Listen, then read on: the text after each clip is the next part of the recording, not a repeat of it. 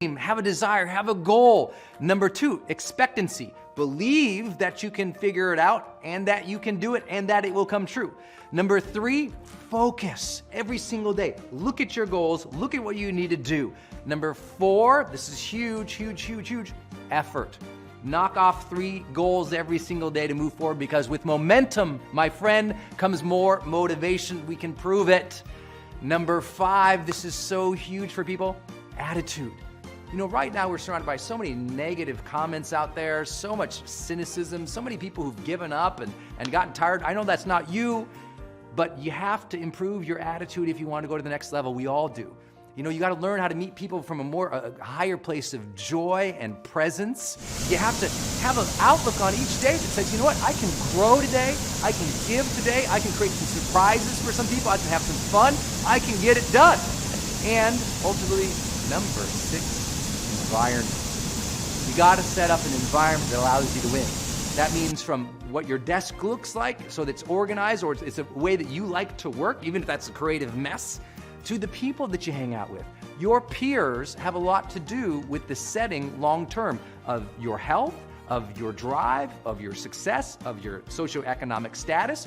The people that you hang out with impact your life tremendously. So your environment, do you have the right people? If you don't have great people around you, I always tell people, go to a seminar, get in personal development, go volunteer, go to do things with your church group, but just get out there with people who are like-minded, who want to grow and want to give. Because if you're around people who want to grow and give all day long, you become stronger and you contribute more too.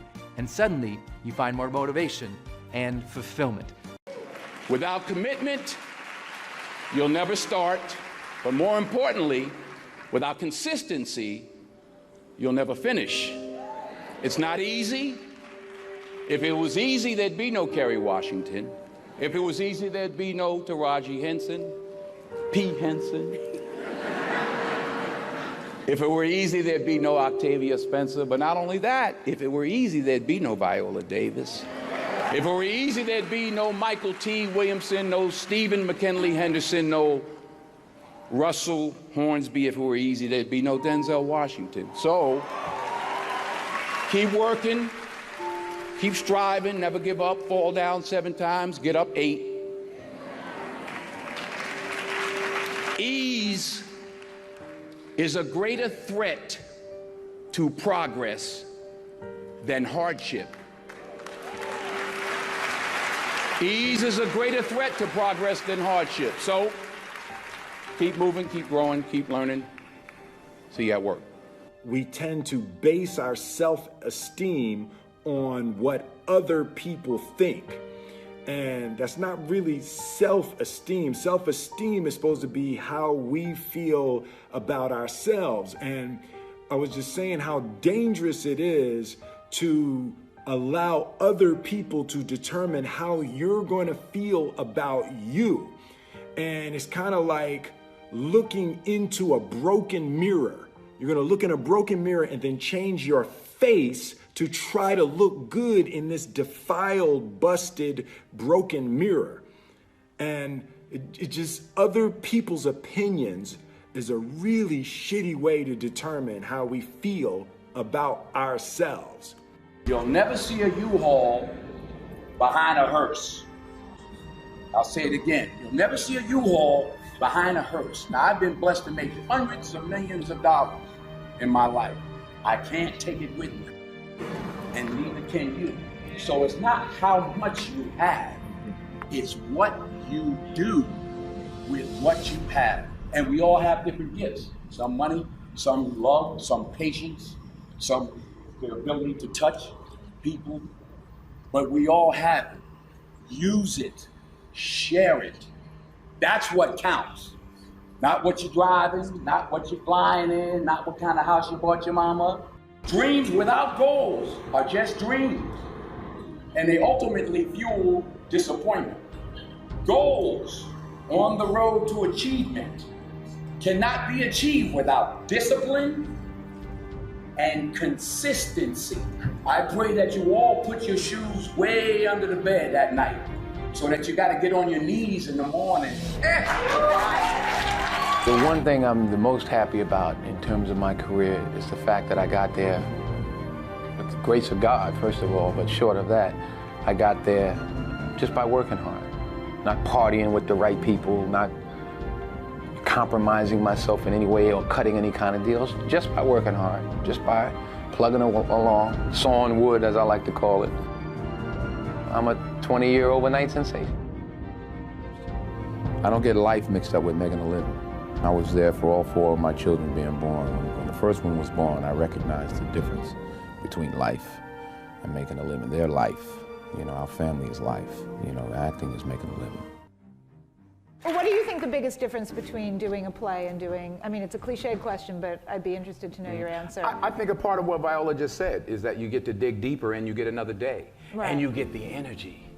You do a movie and there's 200 people that are used to it and they don't care and everybody's doing their job and it comes in a theater somewhere and you're picking your nose at home somewhere, clipping your nails. There's no energy.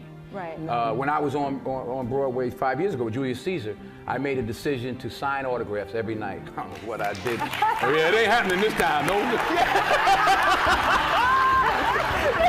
Only as I rub my knees, only because my knees are bad, it's hard for me to stand.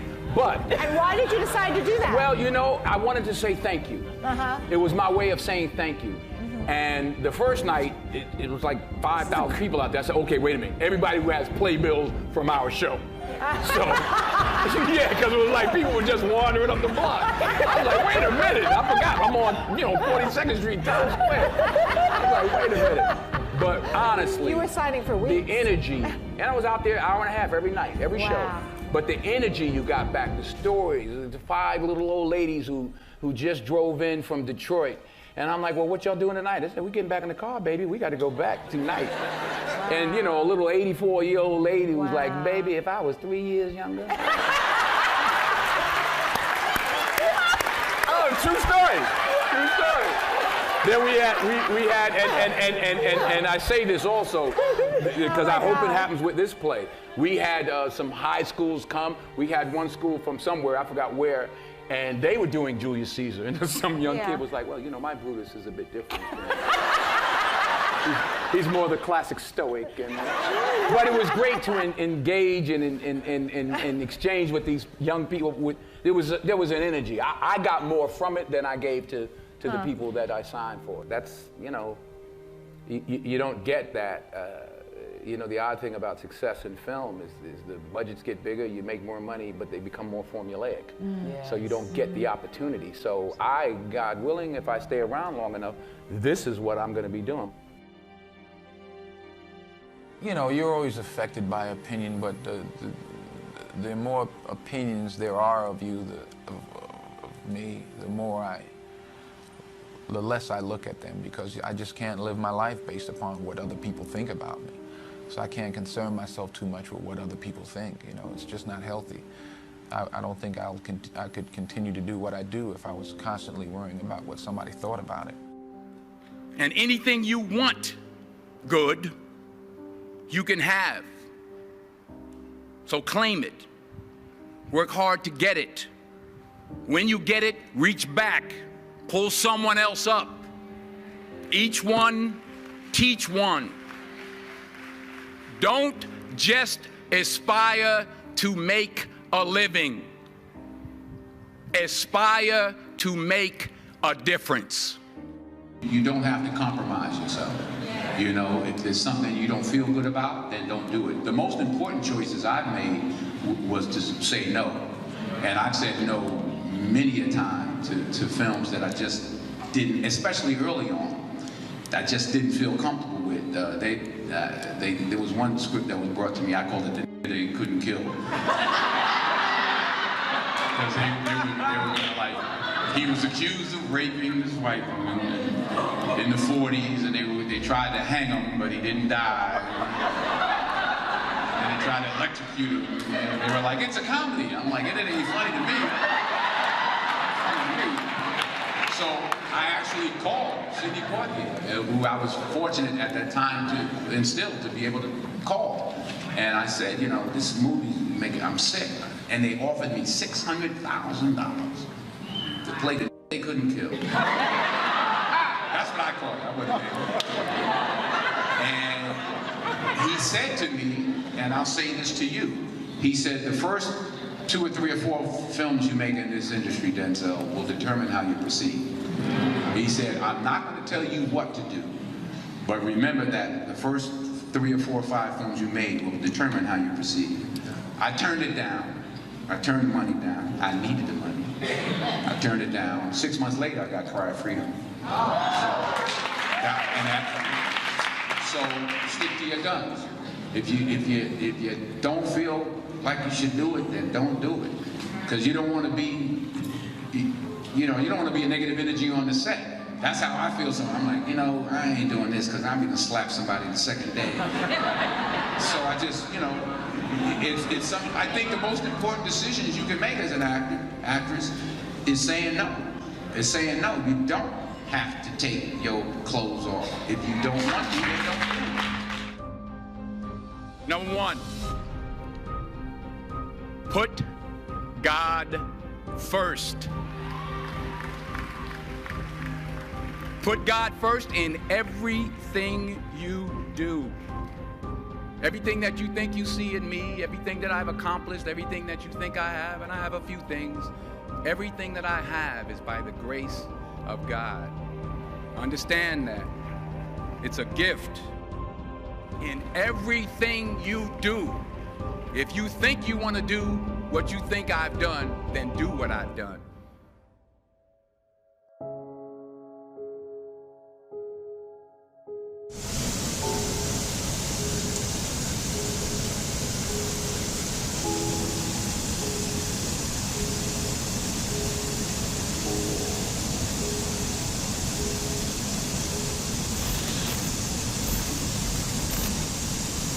There are American heroes who don't like this idea.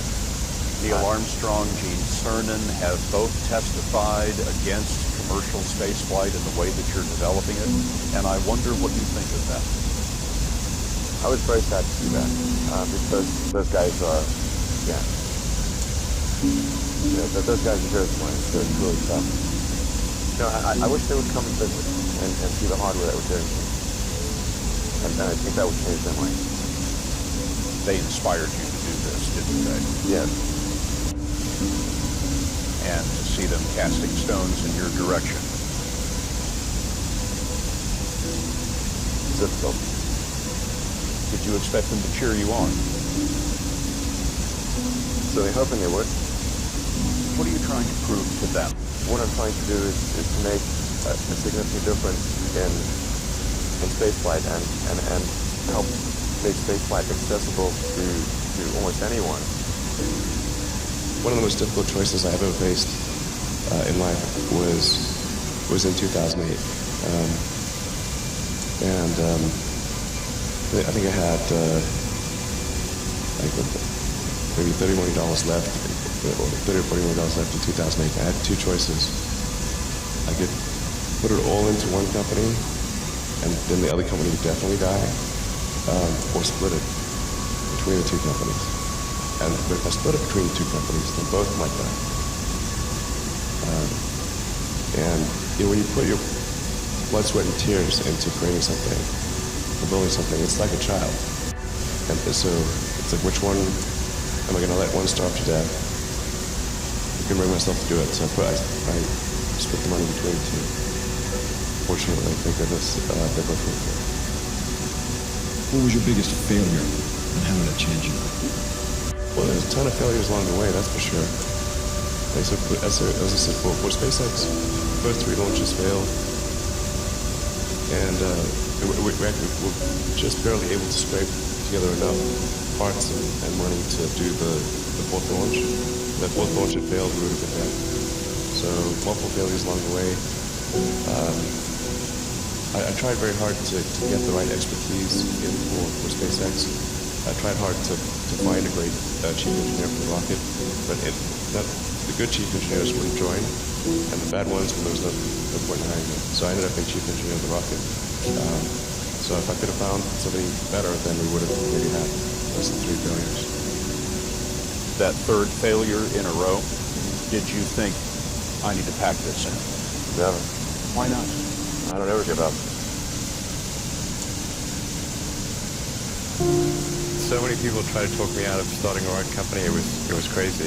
One good friend of mine collected a whole series of videos of rockets blowing up and made me watch those. He just didn't want me to lose all my money. We're doing these things that seem unlikely to succeed, and we've been fortunate, and at least thus far they have succeeded.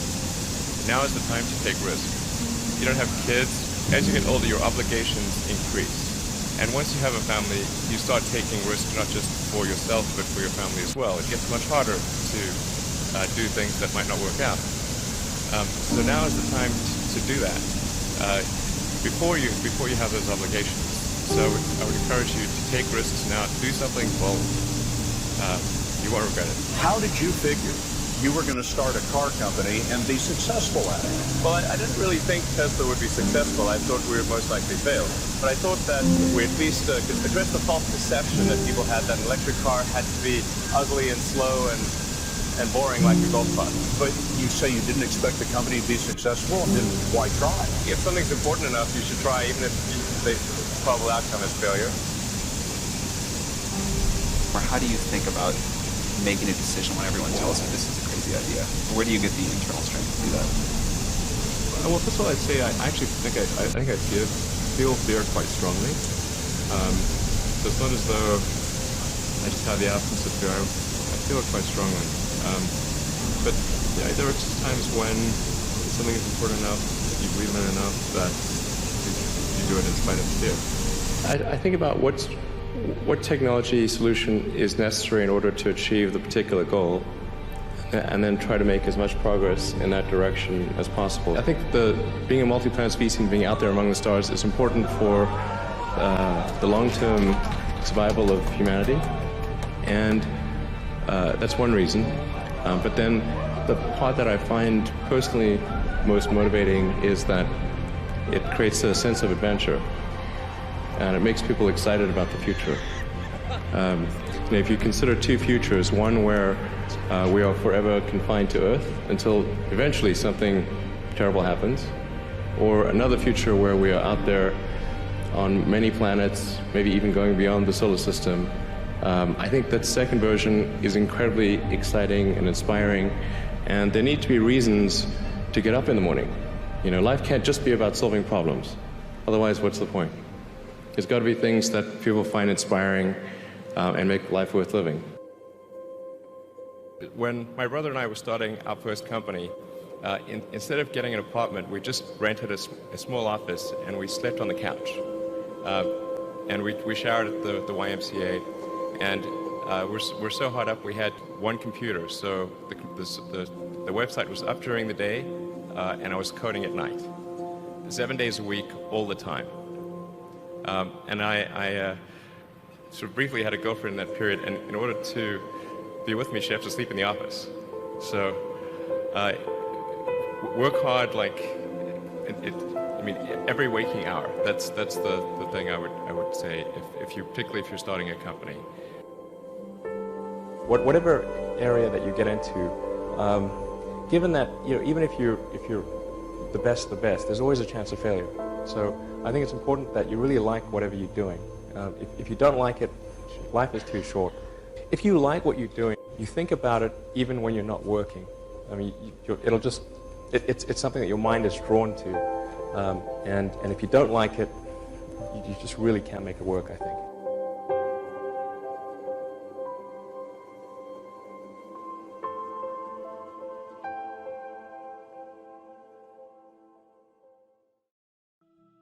Here's the key on this. Don't major in minor things. If you take up major time to do minor things, I'm telling you, you'll be behind the curve constantly. Here's what we learn in sales training. What's major time and what's minor time? Here's minor time, thinking about prospects. Here's minor time, making lists of prospects. Here's minor time, keeping books on prospects. Here's minor time, going to see the prospect.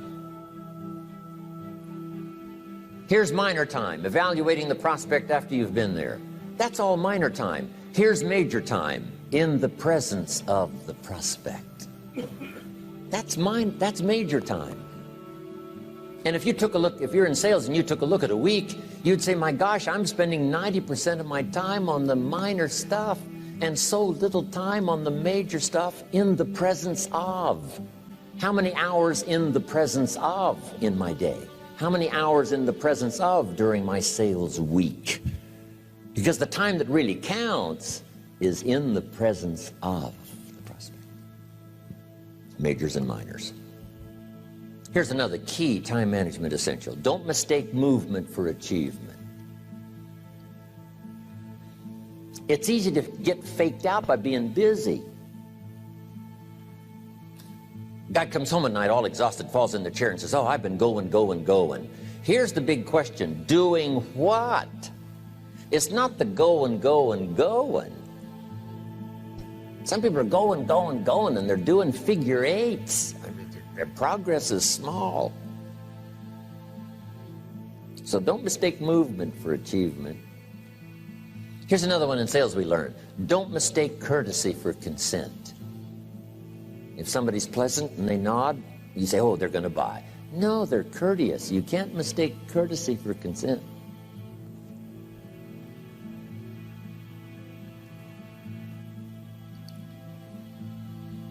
Now here's a big one, concentration.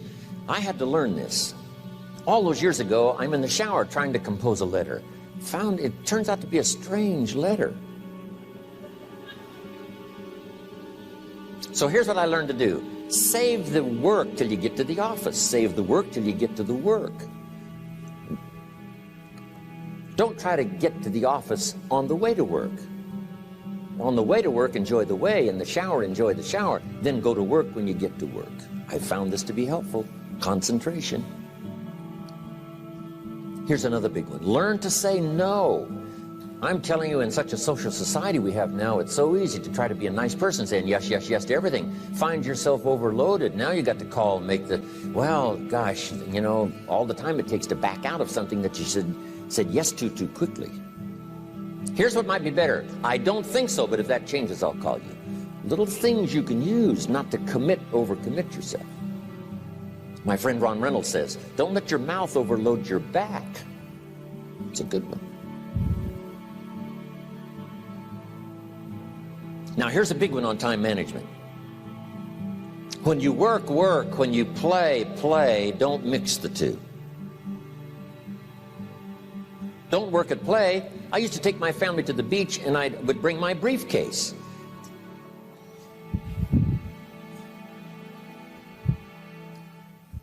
I learned not to do that. Or at the beach, I'm saying I should be at the office. I should be at the office. Now my family's upset. Because I'm at the beach and I'm thinking office, office, office. Now when I'm at the office, I'm thinking what? I got to get my family to the beach, the beach, the beach. So things are not going too well at the office because I'm thinking beach, and things are not going too well at the beach because I'm thinking office. Here's what I learned to do. At the beach, be at the beach. At the office, be at the office. When you work, work. When you play, play. Don't mix the two. Don't work at play. Now here's one of the most important ones. Don't play at work. Work is too serious. You don't want the reputation of being the office joker. It's not a good one. Yes, there's time for some pleasant stories. Yes, there's time for a little humor. Yes, best if it's a happy office, of course.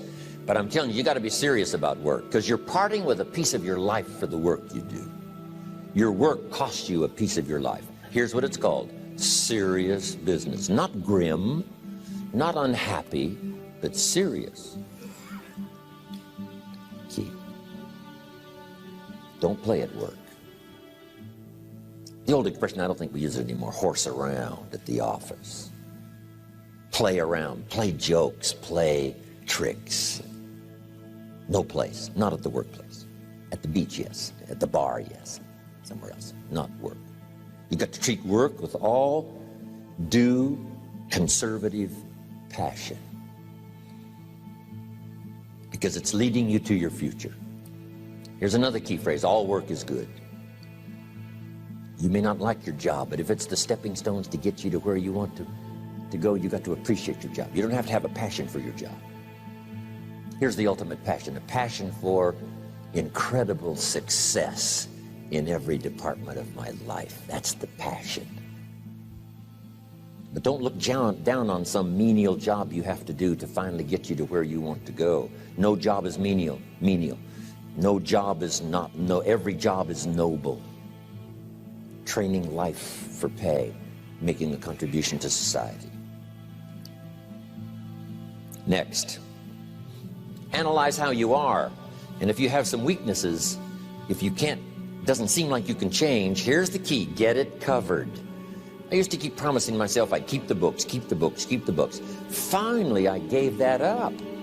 And back then, it only took me an extra 50, 60 bucks a month for some accountant to keep the books. I said, no, I'm going to save the 50 bucks. You can't believe what I started losing in productivity because I tried to save the 50 bucks. So the key is, a lot of the time you can stay like you are, but just make sure you get it covered. Okay. Next, beware of the telephone and all other systems of communication, especially the telephone at home and systems of communication at home. And here's one of the best lines I've got for you for the weekend. Let all communication systems serve you, but don't let them intrude. When it comes time to have dinner with your family, you shut off all systems, unless the ones that can take messages silently. Don't let the phone ring. Don't let anybody intrude, come through the front door nor the back door, nor through the telephone or any other device. So you can't reach John and his family when he's having dinner. The President of the United States couldn't get through. If you develop that kind of a reputation, father, mother, when we have dinner, when we're visiting and have this time with our family, nothing intrudes. So don't let these clever little devices keep intruding. You've got to have a place that's sacrosanct, it's valuable. You don't let anything in for that period of time. Okay. Isn't that good advice? Excellent advice. Here's the next one. Read all the books. You know, I've only got a few notes here on time management, but if you've got some particular challenges, you run a big organization, a big corporation, you've got some challenges, there's plenty of books. Now, here's what's next. Just be more alert to the things that might be stealing your time. Here's why. Time is like capital. You can't let someone steal your seed corn. You can't let someone steal your capital. And you can't let someone steal your time. You must designate your time. And some of the time that you designate, you must not let anyone steal. Casual time, you might let someone intrude and steal a little bit and take a little bit, but not serious time. Key. Next, one of the great time management savers is to learn to ask questions up front. Sometimes you talk to somebody for an hour, and then you ask questions and find out if you would have asked those questions up front, you could have saved yourself an hour. Asking questions up front helps you to get to the problem now. But if you just launch into some discourse, you might waste 30 minutes, waste an hour, when here's what you should have been talking about. After you finished an hour, you say, John, what's really the problem? He said, well, it's something personal. See, that's what you should have been talking about this whole hour. Key. Next, learn to think on paper. Now we're going to take a break. Some ways to think on paper. One, we've covered one. Solving problems. Take it out of your head and put it on paper. Another one is setting goals. Making these lists we've already started. Here's another good way to think on paper. It's a projects book. Each person you're working with and each project you're working on, get a loose leaf binder and a tab and some pieces of paper behind the tab and do a little continual summary of how it's going between you and that person and between you and that project. I call it a projects book. It is so useful to me. But what's going on between you and this person? When you last got together, what did you talk about? And you got a few notes there. Here's what we talked about the last time we got together. Now when you get together again, you can review that so you'll know better what to talk about. When the president gets ready to travel and he's going to meet some important people, guess what they bring him? All these briefing books. Right? The last time you were with Khrushchev, Kennedy is informed, here's what he said and here's what you said. Kennedy said, oh, that's valuable. I need to remember that. If a person is important, it's worth a little running account. You might even have a project book for your children. Here's what's happening between me and my child. We've talked about this, and we've talked about this, and we've talked about this. Next, a day timer. Keeping track of all of your appointments. You know, mine is all filled with, you know, when to catch an airplane and when to do a seminar and when to sit down and have a conference, all the rest. Next is a game plan. You know, if you've got a house and the, you know, insurance is going to come due and some other things are going to come due, you just put it on a spreadsheet and make sure it's taken care of. Key phrase, take things out of your head and put them on paper. And the key is to just experiment with different ways that helps you to do that. Now here's the last one, thinking on paper, and that's to keep a journal. One of the things I'm known for around the world, have been now for 39, 40 years, is keeping a journal. Now my journal is not a, you know, it's not necessarily a, it's not like a diary. It might be part diary. You know, I'm flying over Ireland and I write down a few little things that impress me. Today I met this person. Wow, what an extraordinary event. Today I conducted this seminar in Rome. 1,000 people stood up and sang for me. I've got a little bit of a diary in there. But here's what primarily your journal is for. Collecting good ideas. A journal is to collect good ideas on your health, good ideas for your business, good ideas for your future, good ideas for time management. Because I used to take notes on pieces of paper and torn off corners and backs of old envelopes and restaurant placemats. And I threw all this stuff in a drawer.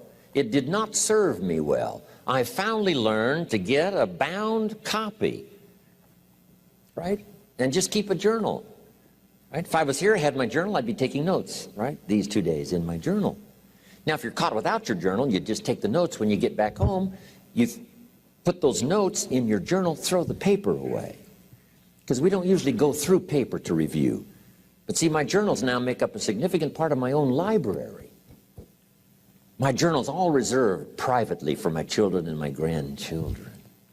Can you imagine what I've collected over the years? It's unbelievable.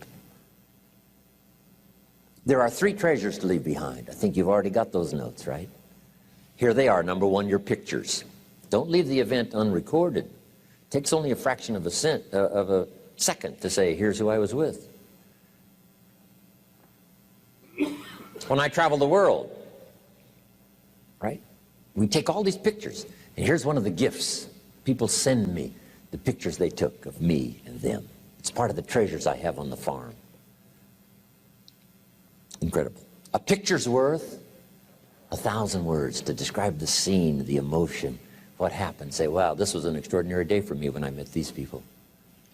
Here's what they told me happened to them when they went to my seminar 10 years ago. Wow, the drama comes back if you've taken the pictures. It's one of the treasures to leave behind when you go. Remember the old photographs that we have now of, you know, 100 years ago, 70, 80 years ago, just a few photographs? What would it be like if you had thousands of photographs of the past, of your history, your mother, your father, right? Grandparents? So change all of that now for your children. Leave all your photographs as a record. Here's what's next to leave behind, and that's your library. The books that changed your life, the books that changed your health, the books that rescued you from oblivion, the books that you passed on to other people, they were so exciting for you, the books that made you financially independent, the books that developed your leadership, the books that gave you wisdom to ponder when things were tough, the books that got you through the winter, the books that helped you to plant in the spring and harvest in the fall. What a treasure to leave behind. If you do that, here's what's for sure. Your books will be more valuable than your furniture.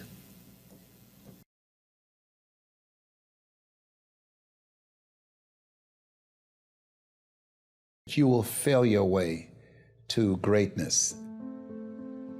Most people allow their fear of failure to outweigh their desire to succeed. When you're willing to fail again and again and again, when you make up your mind to become unstoppable, when you make up your mind to become a no matter what person, then that will then give birth to a part of yourself that you don't know right now. Imagine, if you will, being on your deathbed and standing around your bed, the ghost of the dreams, the ideas, the abilities, the talents given to you by life, and that you, for whatever reason, you never went after that dream. You never acted on those ideas. You never used those talents. You never used those gifts. And there they are standing around your bed looking at you with large angry eyes saying, "We came to you, and only you could have given us life. And now we must die with you forever." See, most people stop short of their dreams and park and get off the highway of life because of the rejections of life. You will always be rejected. It's no big deal. Jack Canfield said rejection is a myth. It's not like when somebody says no and then they slap you. No, it's just, to me, make no your vitamin. Get excited about the no. Why? Because every time someone says no, that brings you another step to a yes. You're getting closer. Trust me, you will win if you don't quit. You will win if you don't quit. Even a broke clock is right twice a day. As you go through the challenges of life, and you look at it and embrace whatever comes to you, don't run from it. Step toward it. Don't try and duck it like most people do. See, most people want it easy. See, easy come, easy what? Easy go. See, but when you go at what you're going to deal with and you deal with the difficulties of it, when you handle those hard things close at hand, making those hard decisions right now that you don't want to make, learning those things that you don't like to do, but you know that in order for you to get where you want to go, this is one of the hoops that you have to flip through. And I'm saying to you, whatever you got to do it, because if you don't, life is going to whoop you until you surrender. You have something that you brought to the universe, and that if you decide that my life deserves my developing this what I do well, and becoming the best at it, and mastering myself, and seeing what I have within me, if you decide to drop your buckets where you are and develop your gifts, I grant you, you'll never ever be without. I grant you that your gifts will take you places that will literally amaze you.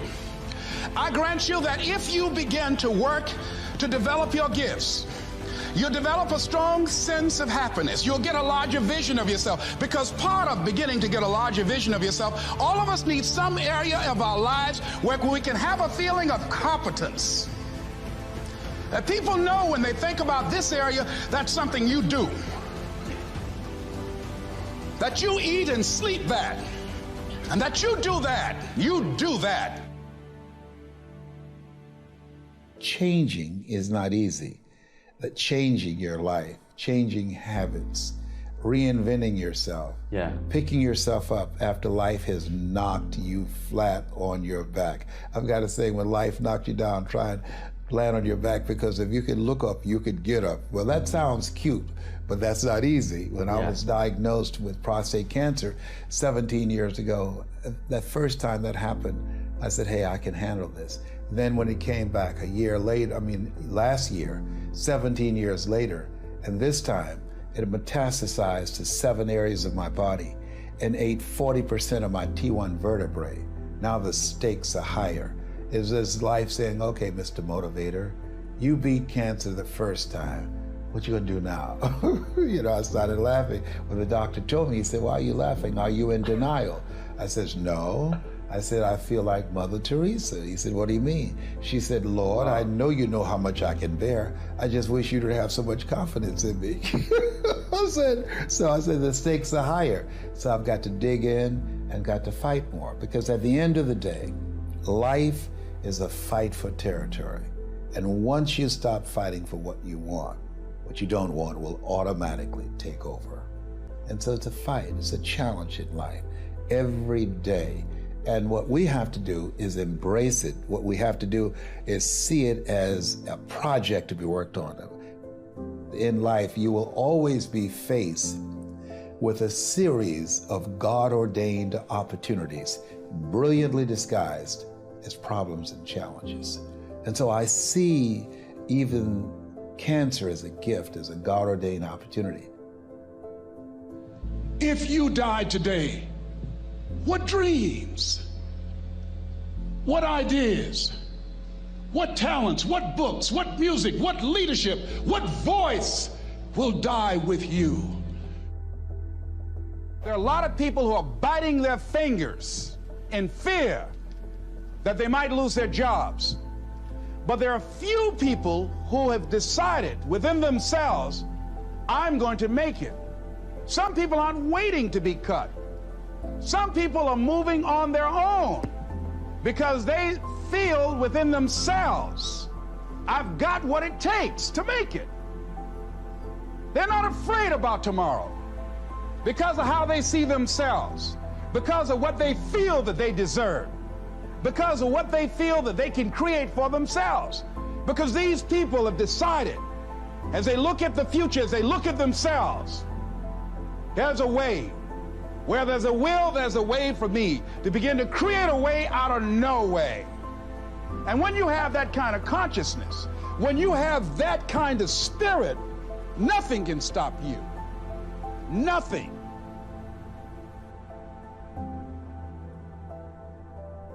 There's no secret to success.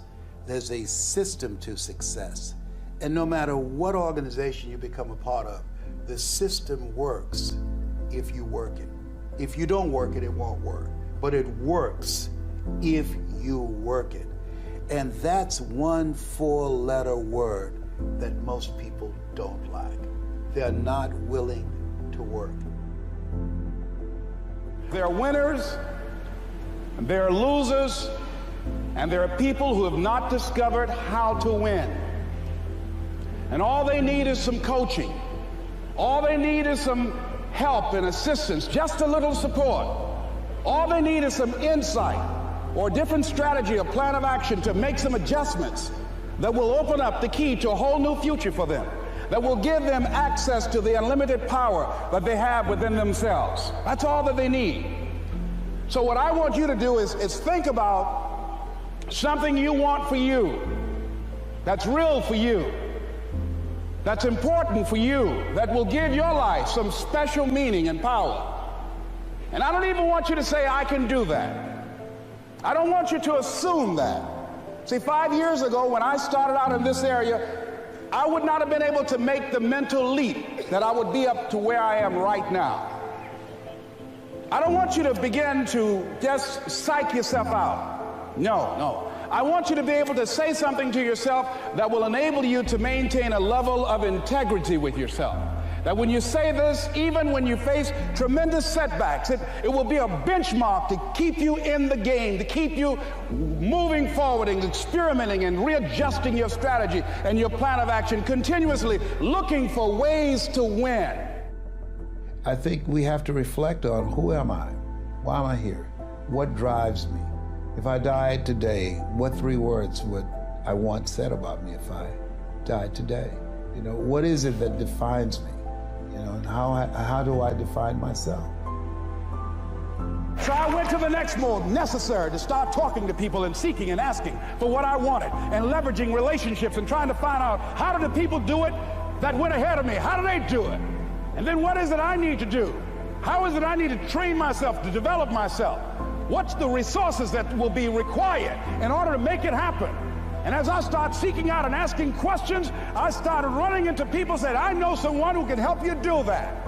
And they helped me get connected with those people. Remember, we have so much energy that can take us so far. It's necessary that you hook up with some other energy that can take you to the next level. I hooked up with them. They said, let's go. I said, away we go.